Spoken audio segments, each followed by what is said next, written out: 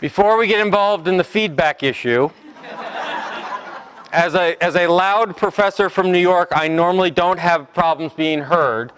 I could do this tone or I could put on the microphone. Folks in the back? Perfect? All right. There you go.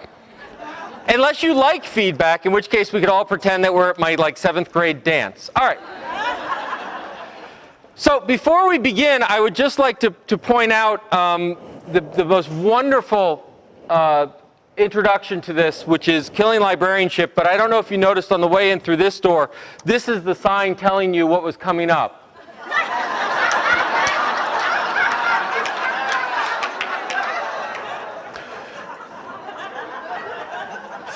So I know where I will be at 2:15. That was good. What will kill our profession is not ebooks, Amazon, or Google, but a lack of imagination. I've looked through the program. You guys have a great couple of days ahead of you, and there's full of content from everything from social networking and collection development and change management and dealing with unruly patrons, and apparently a whole session on dealing with unruly keynotes.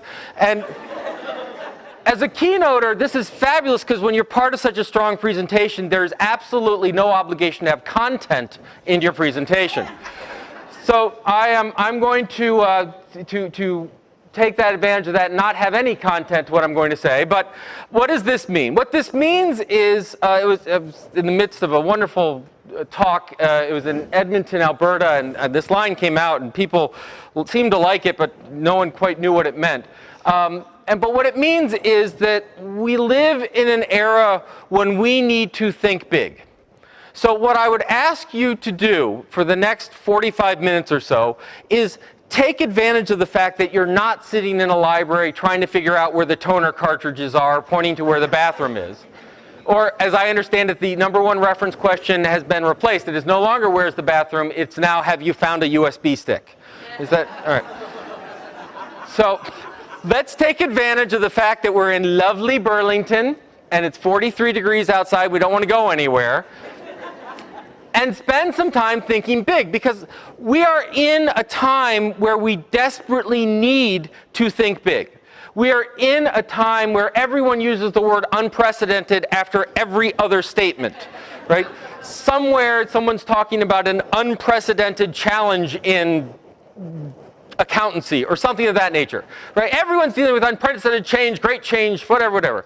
And it's true. That's the worst part of it, right? The worst part of it is we do live in an era where we are faced with enormous challenges, where we are faced with big problems.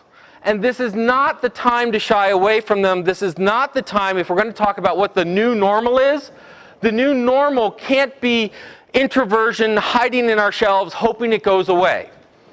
We deal with this in higher education. It's not like, well, once this whole economic thing shifts out, people will be willing to spend $300 million a year in tuition. We'll just have to wait it out, right? If you look at some of the reasons we need to think big, this is from the Adult Education Commission, and what it does is it's a graph by country. Each line's a country. Thank you. The red dots, these are 45 to 54 folks. The green dots are folks 25 to 34. And what you're seeing is the percentage of folks who have, I believe it's a high school degree, high school diploma. All right? So you can see, for example, in picking one fun, in Poland, you can see that what happens is generational differences, kind of what you would expect, right?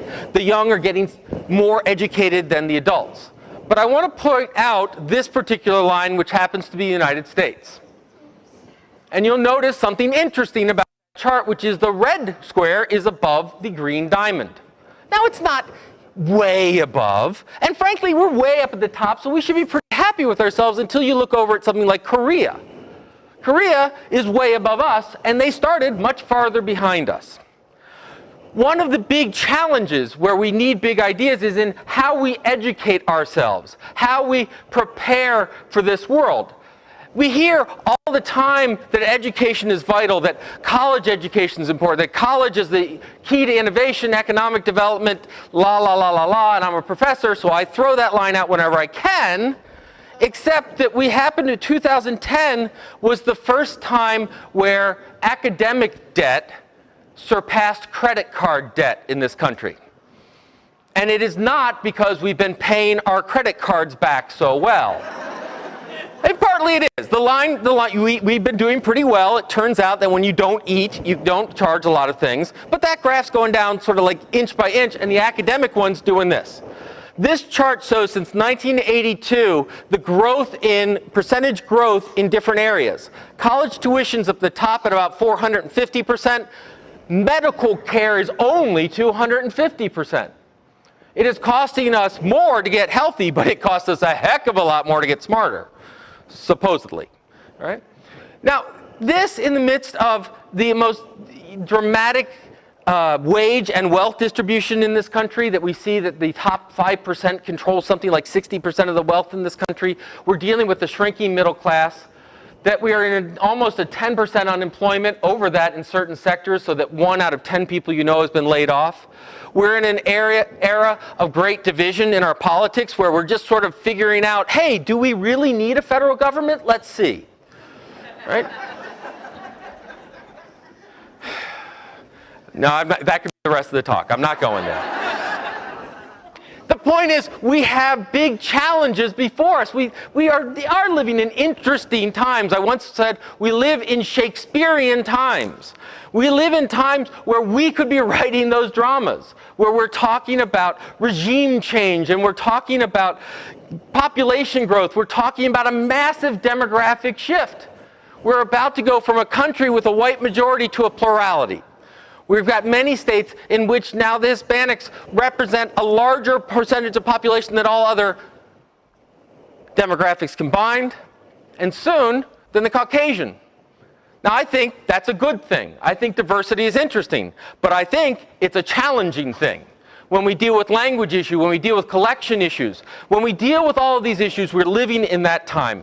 Now, I got to thinking about all of this because Neil Gabler wrote this wonderful article in the Sunday Review of the New York Times talking about the elusive big idea.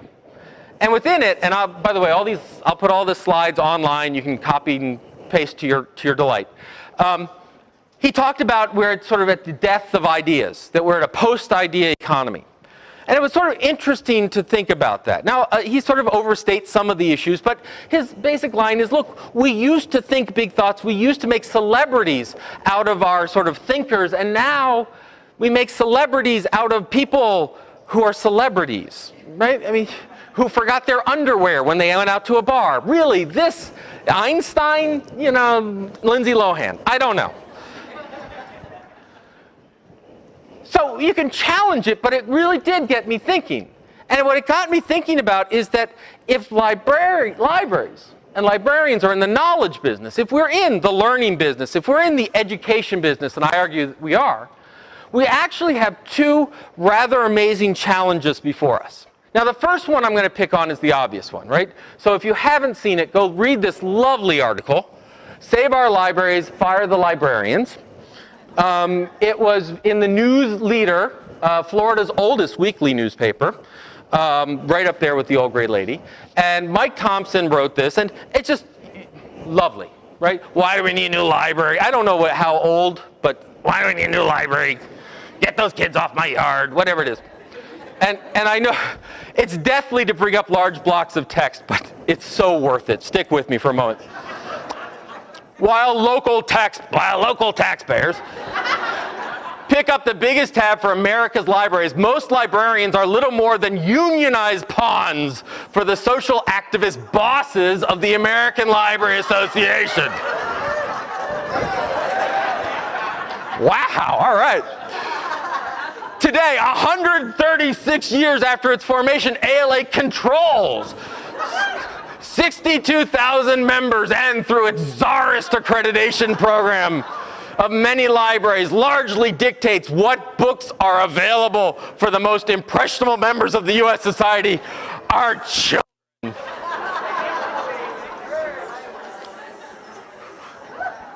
I hear you, comrades, I really do. I was called a communist for the first time the other day. I thought, you know, it's interesting when someone does that, you have an interesting reaction. The first one is, but I buy stuff, right? And the second one is, what are you wearing, a leisure suit? Communism? Really? Come on. All right. And when that person hears this webcast, I can't wait for the comments. Anyway, so we have this line, right? We go and we talk to librarians, and many a librarian has come up and said, the Tea Partiers are destroying us. I got people who don't understand. People don't believe in libraries anymore. People are small-minded. People are...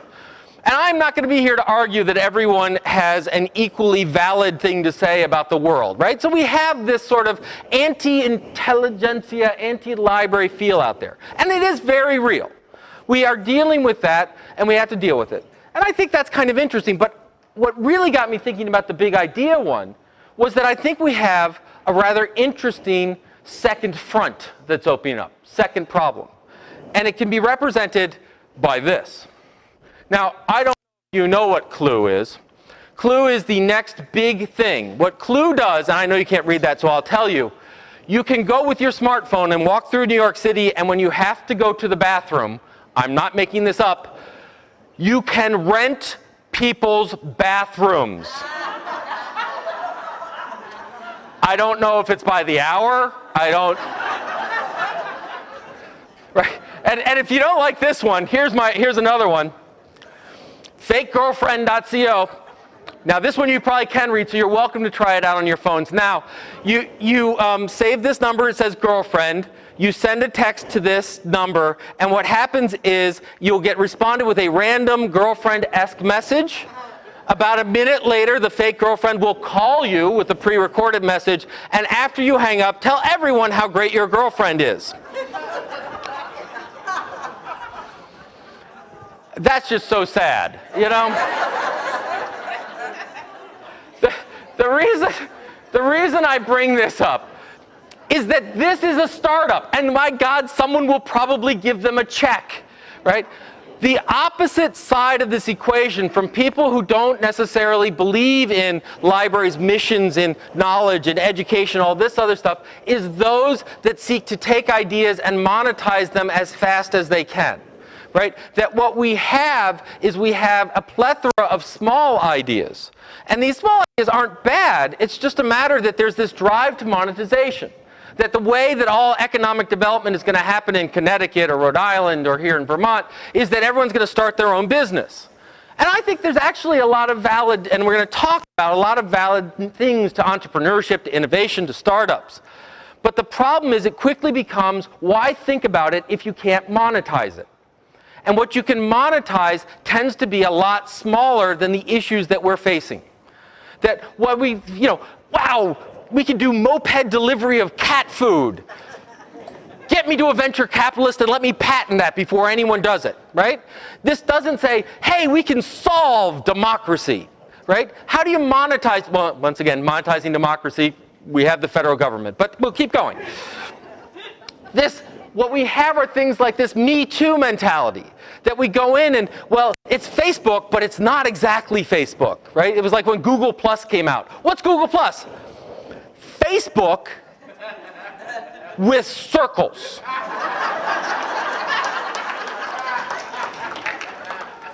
How many of you don't have to admit if you started the conversation, but how many of you at one point were in a meeting where you said, boy, the library could start its own Facebook for Enter City Here?